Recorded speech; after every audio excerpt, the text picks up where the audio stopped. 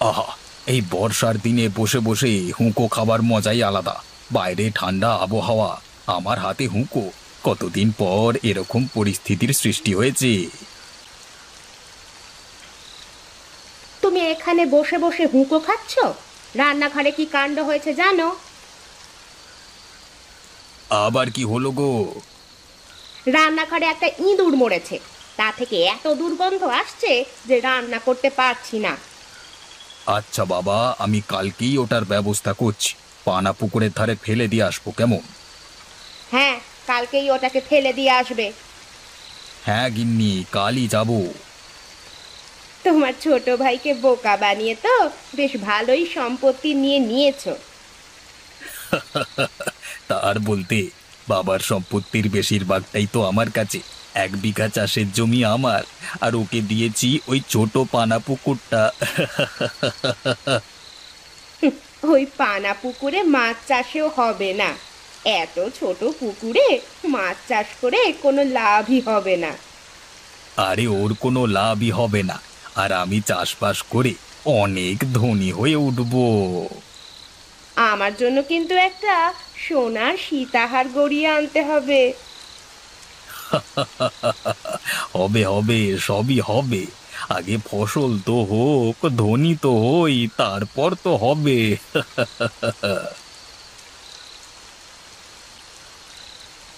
মা, মা, আজকে রাত্রে একটু খিচুড়ি রান্না করবে? হ্যাঁ হ্যাঁ, ঠিক ঠিক। এই বৃষ্টির দিনে গরম গরম খিচুড়ি আর মাছ ভাজা, পুরো জমে ক্ষীর। হ্যাঁ মা, একটু করো না, বাবাও তো বলছে। আচ্ছা বাবা, তোরা থাম। আজকে রাত্রে খিচুড়ি রান্নাই করব। হ্যাঁ হ্যাঁ, তাহলে আমার জন্য কিন্তু একটু বেশি করেই করতে হবে। আচ্ছা বাবা, হবে হবে।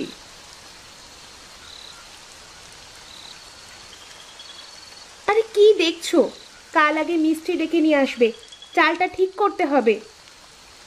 আচ্ছা আচ্ছা, ডেকে নিয়ে আসবো। তোমার দাদা সব ভালো ভালো জায়গা নিয়ে নিল, আর তোমায় দিয়েছে দেখো একটা ভাঙা বাড়ি আর এই পানা পুকুর, যেখানে কিছুই করা যাবে না। না হবে মাছ চাষ, না হবে অন্য কিছু। ওটা নিয়ে তুমি চিন্তা করো না, ভগবান আছেন, ভগবান সব দেখতে পাচ্ছেন। একদিন ঠিকই সব কিছু ঠিকঠাক হয়ে যাবে, দেখো। হয়ে গেলেই তো ভালো। কিন্তু তুমি এই পানা পুকুরে কি করবে শুনি? সেটাই ভাববার বিষয়। এই পানা পুকুরে কি করা যায় বলো তো? আচ্ছা, আমি ভেবে দেখব এখন। কালকে মিস্ত্রির কাছে যাচ্ছি, ওকে জিজ্ঞাসা করব। যদি অন্য কিছু করা যায়, মাছ চাষ তো করা যাবেই না। তোমার দাদা ভালো জমিটাকে নিয়ে নিল, আর তোমায় এই পানা পুকুরে দিয়েছে। তোমার দাদা চাষবাস করে কত টাকা রোজগার করবে, আর তোমার কি হবে? ওটা তো একবারও ভাবলো না। গিন্নি, অত হিংসে করো না, দেখবে একদিন আমরা ঠিক সুখে থাকবো।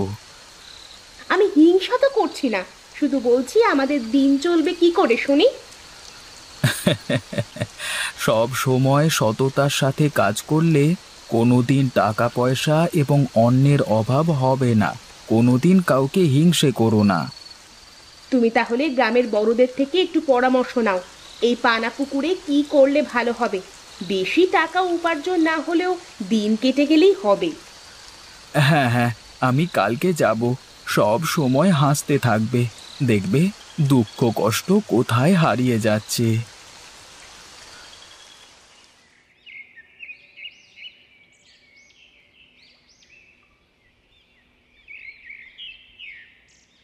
গিন্নি, আমি মাঠে যাচ্ছি, দুপুরে ফিরবো, কেমন?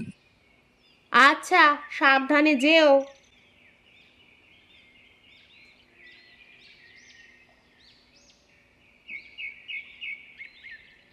গিন্নি, আমি একবার লালু মিস্ত্রির কাছে যাচ্ছি, কথা বলবো এবং কিছু পরামর্শ নিয়ে আসবো। হ্যাঁ যাও, কিন্তু তুমি যে লালু মিস্ত্রির কাছে যাচ্ছ, এটা কাউকে বলো না। না না, আমি কাউকে বলবো না। ফেরবার পথে আমি বাজার থেকে চাল আর মাছ নিয়ে আসবো, রান্না চাপিয়ে দেবে, কেমন? আচ্ছা ঠিক আছে, তুমি এখন রওনা দাও, না হলে আবার দেরি হয়ে যাবে।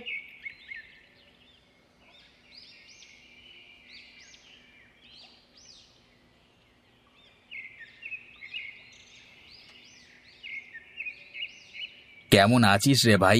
সব কিছু ঠিকঠাক চলছে তো? হ্যাঁ হ্যাঁ, সব ঠিকঠাকই চলছে। তোমরা কেমন আছো?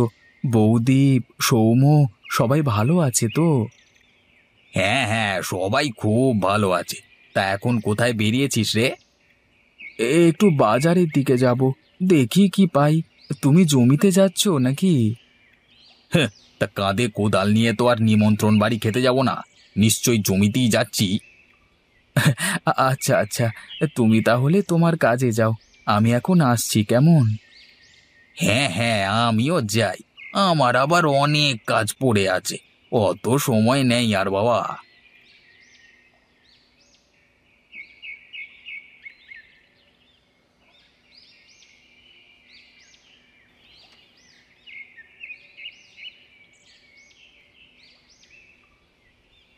লালুদা, লালুদা, বাড়ি আছো নাকি? হ্যাঁ, বাড়িতেই আছি। একটু দাঁড়াও, যাচ্ছি।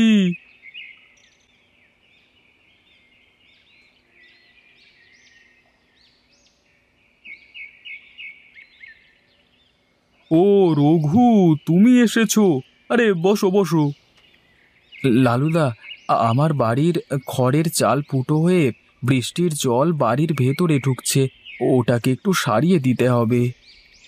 আচ্ছা আচ্ছা, আমি তাহলে আজকে বিকেলেই যাব। লালুদা, একটা পরামর্শ দিতে পারবে? আরে হ্যাঁ হ্যাঁ, তোমার কিছু সমস্যা থাকলে বলো না, আমি সমাধান করবার চেষ্টা করব। আমার বাড়ির পাশেই একটা ছোট পানা পুকুর আছে, ওটাতে তো মাছ চাষ করা যাবে না, তাই ভাবছি কি করব।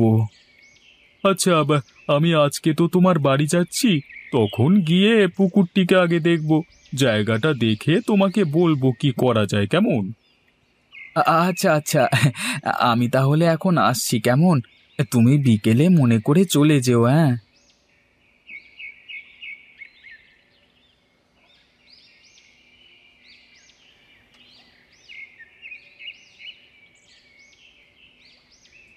আহ গিন্নি, তোমার হাতের তুলনা নেই, এত সুন্দর রান্না করো যে কি বলবো তোমায়।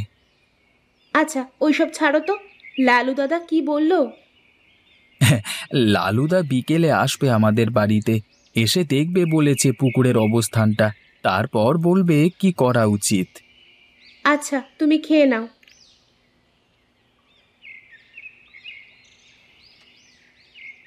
বুঝলে গিন্নি, আজকে আমার ভাইটার সাথে দেখা হলো। ও আচ্ছা, তা কি বললো সে? কি আর বলবে, আমার সাথে এমনি কথা বললো, বললো বাজার যাচ্ছি, তারপর চলে গেল। ওকে দেখে তো মনে হলো অবস্থা সেরকম ভালো নয়। ভালো কি করে হবে? জমি তো তোমার কাছে, কি করে খুশি থাকবে? ওই পানা পুকুর নিয়ে কি আর খুশি থাকবে নাকি? হ্যাঁ, তুমি ঠিকই বললেছ।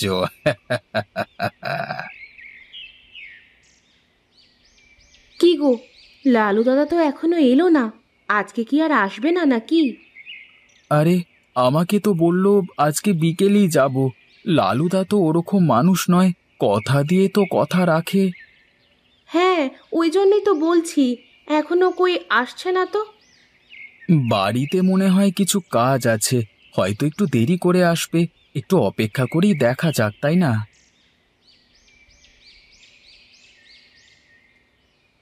এই যে, এই তোমার কথাই হচ্ছিল লালুদা।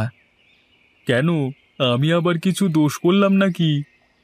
আরে না না, তুমি দোষ করবে কেন? তোমার আসতে একটু দেরি হচ্ছিল বলি আমার গিন্নি জিজ্ঞাসা করছিল আজকে কি আর আসবে না নাকি।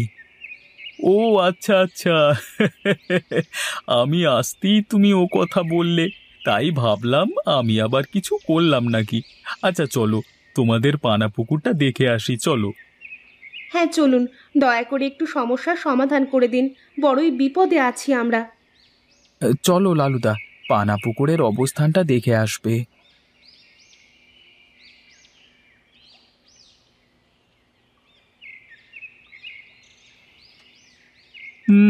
অবস্থান তো ভালোই, তবে এই পুকুরে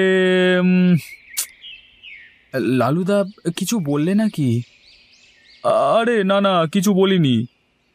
লালু দাদা, আপনি পুকুরটিকে দেখে কি বুঝলেন? কিছু কি করা যাবে? হ্যাঁ, দেখে যা বুঝলাম পুকুরটা খুবই ছোট, তবে এইখানে একটা কাঠের ঘর বানানো যাবে। পানাগুলো পরিষ্কার করে কাঠের একটি ঘর বানালে ভালোভাবেই হয়ে যাবে আর কি। ঘর বানিয়ে আমরা কি করব? এবার ঘর বানিয়ে তোমরা কি করবে সেটা তো আমি বলতে পারছি না, তবে একটা ভালো কাঠের ঘর আমি বানিয়ে দিতে পারবো। ঘরটি পুকুরের জলে ভাসবে আর কি। আচ্ছা লালু দাদা, আপনি একটা ঘর বানিয়ে দিন এই পুকুরের ওপর। ঘর বানিয়ে আমরা কি করব? একটা ছোট ঘর হলে আমরা সেখানে একটা হোটেল খুলব।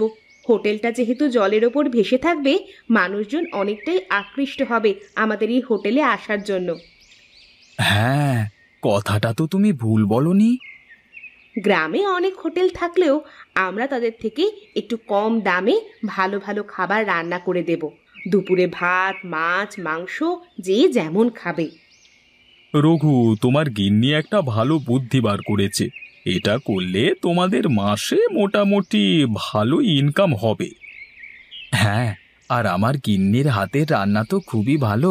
মানুষজন একবার খেলে তারা বারবার আসবে। লালু দাদা, আপনি কাল থেকেই আপনার কাজ শুরু করে দিন। বেশি দেরি করে আর লাভ নেই।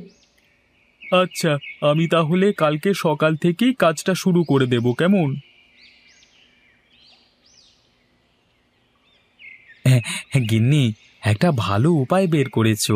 এবার দেখবে আমাদের হোটেল কত সুন্দর চলবে।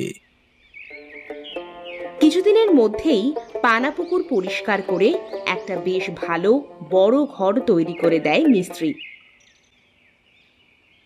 ঘরটি পুকুরের জলের ওপর ভেসে আছে, আর তাতে প্রবেশ করার জন্য রয়েছে কাঠের একটা রাস্তা। রঘু ও মিতার হোটেল বেশ ভালোই চলছে। গ্রামের লোকজনেরা বেশিরভাগ দিনই দুপুরে তাদের হোটেলে ভাত খেতে আসে। সব হোটেলের থেকে কম টাকায় খাবার পেত তারা। তাই জন্য গ্রামের মানুষরা এই হোটেলের নাম দেয় পানাপুকুরের ভাতের হোটেল। তোমার ভাই রঘুকে দেখো মাসে কতগুলো টাকা ইনকাম করছে, আর তুমি এত কম টাকা ইনকাম করো। আমার একটা সীতাহারও গড়িয়ে দিলে না এতদিনে। গিন্নি, তুমি একটু চুপ করবে? একটু শান্তিতে চা খেতে দাও আমায়। হ্যাঁ, তুমি সব সময় এই চাই খাও, কিছু তো শিখতে পারো না দেখে। আরে, আমি যা ইনকাম করি তাতে তো ভালোভাবে আমাদের সংসার চলে যায়, তাহলে আর দরকার কি আছে? না, ভালোভাবে সংসার চলে না। তুমি আমায় কি দিয়েছো শুনি? আমি একটা সীতাহার চেয়েছিলাম, সেটাও তো দিতে পারোনি। আমি চলে যাচ্ছি, এই ঝামেলা আমার আর ভালো লাগে না। তেরিকা।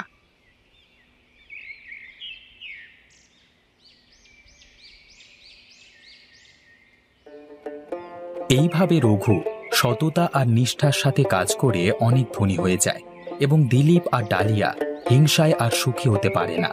এই গল্প থেকে আমরা এটাই শিখলাম যে কাউকে ঠকানো বা কারোর সাথে জুটচুরি করা উচিত নয়। কাউকে বিপদে ফেলতে চাইলে একদিন নিজেকেই বিপদে পড়তে হবে। তাই যা আছে তাই নিয়ে খুশি থাকা উচিত। কাউকে দেখে হিংসে করলে কোনো দিন সুখী হওয়া যায় না। আমাদের ভিডিও ভালো লাগলে লাইক করুন, আর ভিডিওটা কেমন লাগলো কমেন্টে জানাতে ভুলবেন না কিন্তু।